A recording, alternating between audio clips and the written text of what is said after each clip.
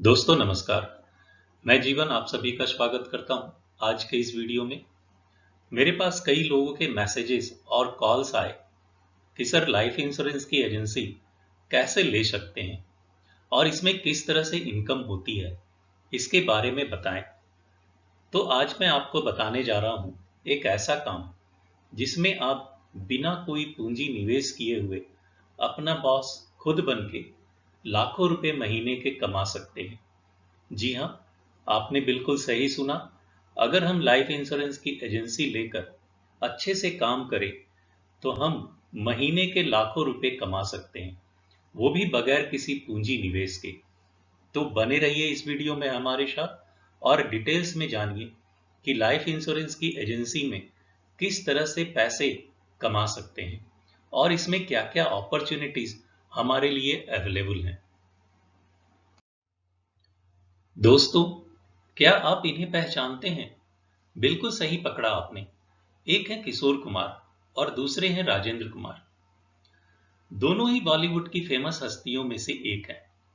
अगर हम किशोर दा की बात करें तो ये इंडियन फिल्म इंडस्ट्री के सबसे सफल सिंगर थे और राजेंद्र कुमार की बात करें तो ये अपने समय के सफल एक्टर थे। दोनों ने इंडस्ट्री में बहुत नाम, शोहरत और पैसे कमाए। क्या आप इनको पहचानते हैं? एक हैं अमित कुमार जो किशोर दा के बेटे हैं और दूसरे हैं कुमार गौरव जो राजेंद्र कुमार के बेटे हैं। इन दोनों ने भी बॉलीवुड में अपने हाथ आजमाए, लेकिन इन्हें बहुत ज्यादा सफलता नहीं मिली। ये अपने पिता की तरह फेमस और सक्सेस नहीं हो पाए।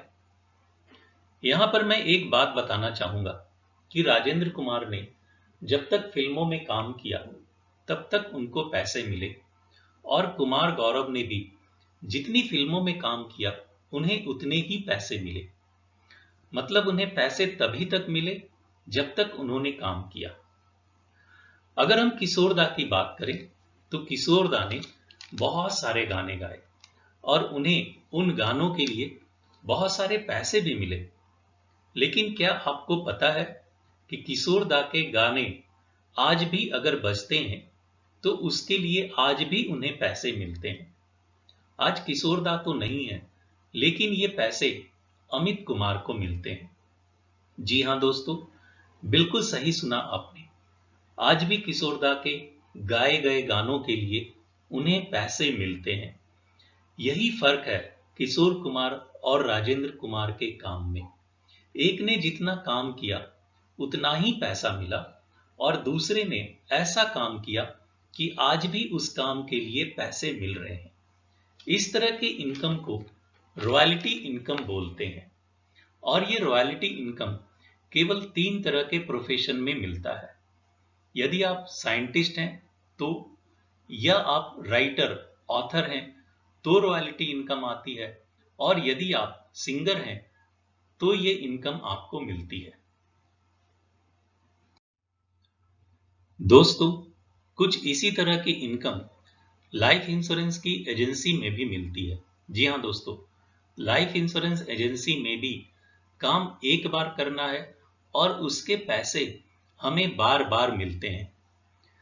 कोई भी लाइफ इंश्योरेंस की पॉलिसी 10, 20, 30 या उससे ज्यादा वर्षों की अवधि के लिए हो सकती है।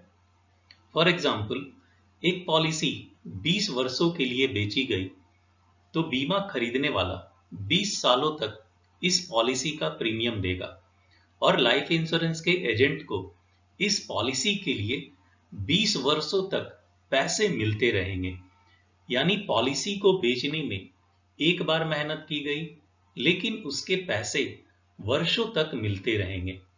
यही है लाइफ इंश्योरेंस एजेंसी के इनकम का मैजिक।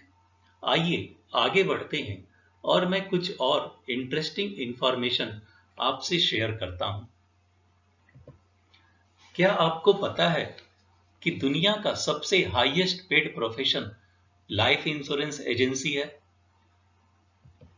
अगर मैं बात करूं पिछले फिनेंशियल ईयर की, तो इंडिया की जितनी भी लाइफ इंश्योरेंस कंपनी है, सबने मिलकर नए प्रीमियम लगभग 71,470 करोड़ का बिजनेस किया। गेस कर सकते हैं कि कितने पैसे कमीशन के रूप में लाइफ इंश्योरेंस एजेंट्स को दिए गए होंगे।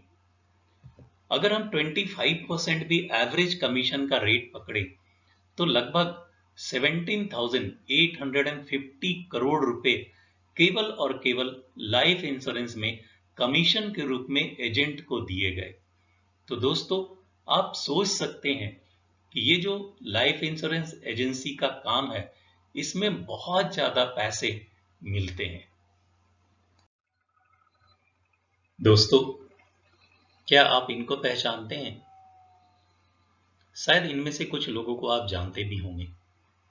चलिए मैं इनकी पहचान करवाता हूं। ये है रतन टाटा, जो टाटा ग्रुप के चेयरमैन हैं। ये है कुमार मंगलम बिरला, जो बिरला ग्रुप के चेयरमैन हैं। ये है राहुल बजाज, जो बजाज ग्रुप के चेयरमैन हैं। और ये है अनिल अंबानी, जो रिलायंस ग्रुप को बिलोंग करते हैं। ये है राजेश शाह, जो एडलवाइस के चेयरमैन हैं। और ये है सुनील भारती मित्तल, जो मित्तल ग्रुप के चेयरमैन हैं। दोस्तों, ये सारे के सारे हमारे कंट्री के बेस्ट इंडस्ट्रीज में से एक हैं। अब मैं एक चीज आपको यहां पे बताऊं कि ये सारे के सारे लोग अलग अलग बिजनेस करते हैं, लेकिन एक बहुत बड़ी समानता इन लोगों के बीच में है, वो ये कि इन सभी लोगों ने लाइफ इंश्योरेंस के बिजनेस को स्टार्ट किया है। जी हाँ दोस्तों, अगर हम टाटा की बात करें तो टाटा ग्रुप की Tata AIA life insurance, Birla की बिरला सन लाइफ, बजाज की बजाज अलियांज, रिलायंस की रिलायंस लाइफ इंश्योरेंस, एडलवाइस की एडलवाइस टोक्यो लाइफ इंश्योरेंस और भारती ग्रुप की भारती आक्सा लाइफ इंश्योरेंस।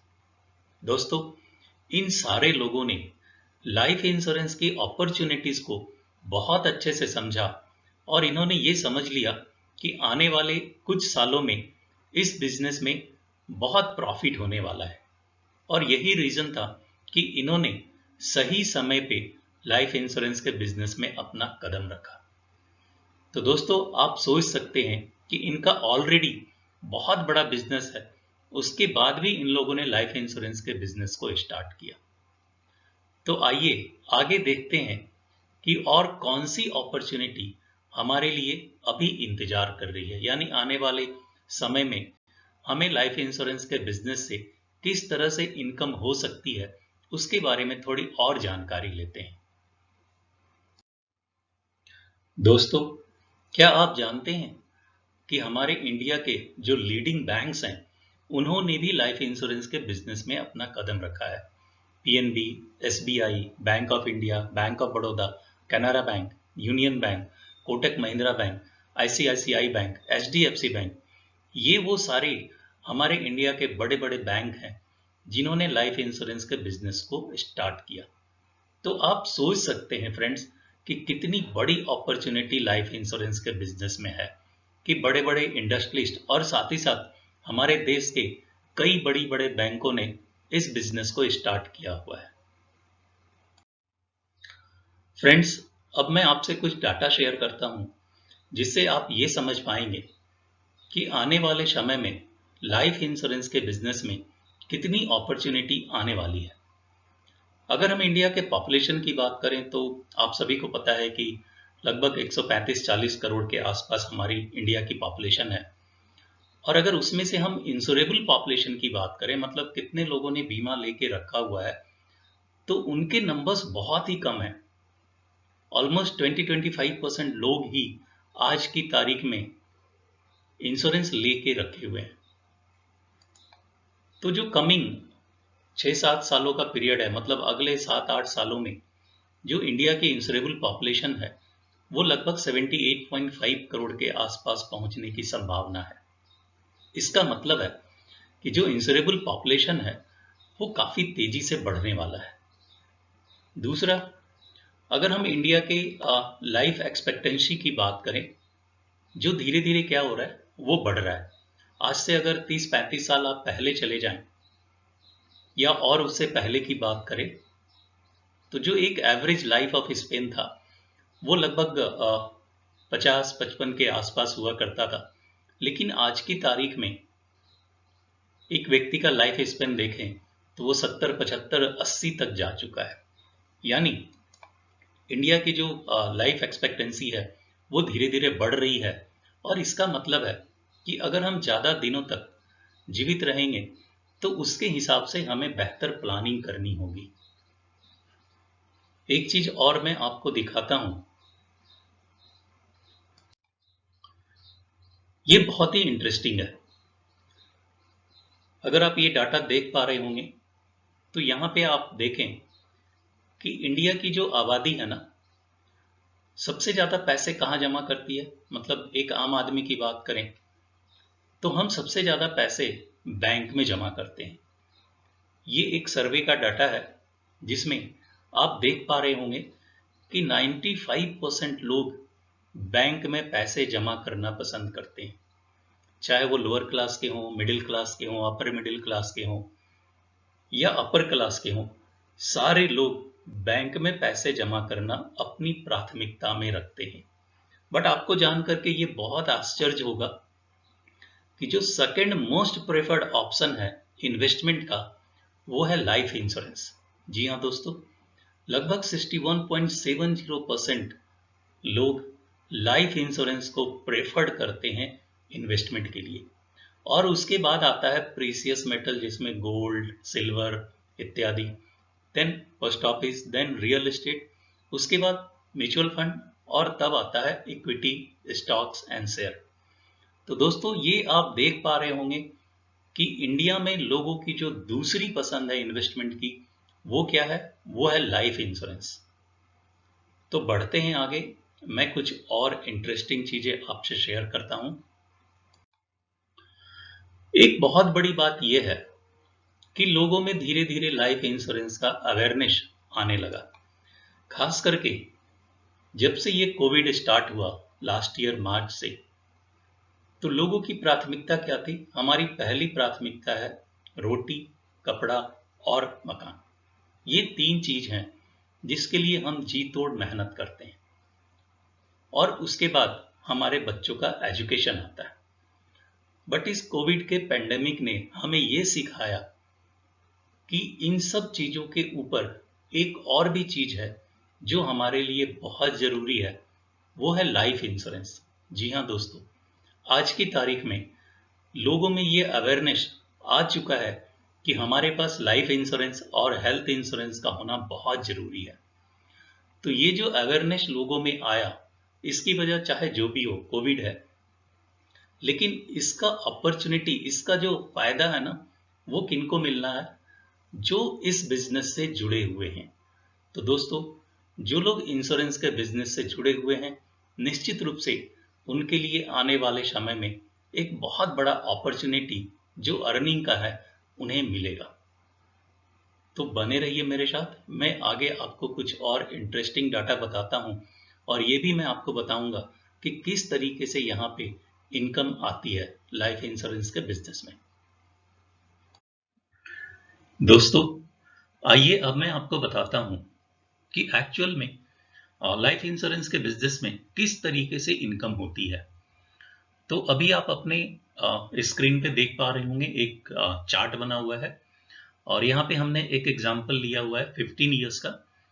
एक बंदे ने लाइफ इंश्योरेंस की एजेंसी को ज्वाइन किया, और वो हर महीने क्या कर रहा है? 5 लोगों का बीमा कर रहा है। मतलब हर महीने 5 एनओपी वो बेच रहा है। तो पूरे साल के वो कितने बेच पा रहा है? 60 नंबर ऑफ पॉलिसी बेच पा रहा है। यहाँ पर हमने 25,000 रुपए का एक एवरेज प्रीमियम पकड़ा है कि एक पॉलिसी से 25,000 रुपए आ रहे हैं। तो 60 पॉलिसी जो वो पूरे साल के करेगा, उससे कितने पैसे आएंगे? उससे आ जाएंगे 15 लाख। और यहाँ पर हम आपको दिखा रहे हैं कि उसकी जो फर्स्ट ईयर की इनकम है, मतलब न्यू बिजनेस की जो इनकम है, उसके कमीशन का रेट हमने 25% पकड़ा है। तो 15 लाख का अगर आप 25% निकालेंगे तो वो बनेगा 3.75 लाख। मतलब 3,75,000 रुपए उसके पहले साल के बिजनेस की इनकम होगी। अब हमने इसी फिगर को कांस्टेंट रखा है अगले 15 साल के लिए। मतलब वो हर साल क्या कर रहा है? 60 पॉलिसियां बेच रहा है, 25,000 का एवरेज प्रीमियम है, और उसके टोटल बिजनेस हर साल कितने हो रहे हैं? 15 लाख रुपए की। तो उसके हर साल के जो इनकम हो रहे हैं नए बिजनेस से वो हो रहे हैं 3,75,000, यानी हर साल वो 3,75,000 नए बिजनेस से अर्न कर रहा है, मतलब सेम स्पीड से काम कर रहा है वो। दूसरा, जब दूसरे साल की इनकम की बात करें तो 3,75,000 तो उसके नए बिजनेस से आए, बट यहाँ पे 60,000 रुपया उसकी इनकम और आई। ये कैसे आई? तो पिछले साल का जो बिजनेस हुआ था 15 लाख रुपए का, उसका रिन्यूअल कमीशन यहाँ पे आ रहा है। मैंने आपको पहले ही बताया था कि अगर एक पॉलिसी 20 साल के लिए बेची गई तो जिस बंदे ने वो पॉलिसी बेची है उसको अगले 20 साल तक इनकम मिलते रहेंगे।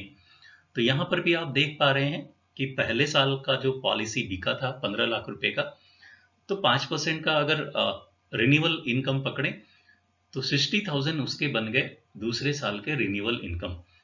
तो 3.75 प्लस 60,000 तो दूसरे साल का उसका इनकम हो गया 4,35,000 रुपया।